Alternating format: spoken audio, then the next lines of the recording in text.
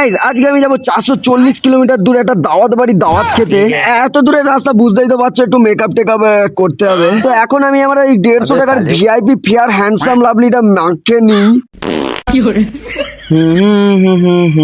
না না না না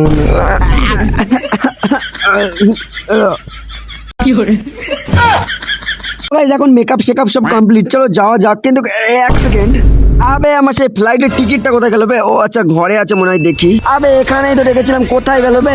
একই দেরি হয়ে গেছে আজকে, আমাকে সালা হাঁড়ি মারি চেটেই মনে হচ্ছে বাড়ি আসতে হবে। ও গাইজ ফাইনালি পেয়ে গেছি টিকিট, এই দেখো। আর আমি একা যাবো না, আমার সাথে ছোড়াটাও যাবে। তো গাইজ আমরা 3 দিন 38 ঘন্টা জার্নির পরে ফাইনালি চলে আসলাম সেই ফ্রি খাওয়ার ধান্দায়।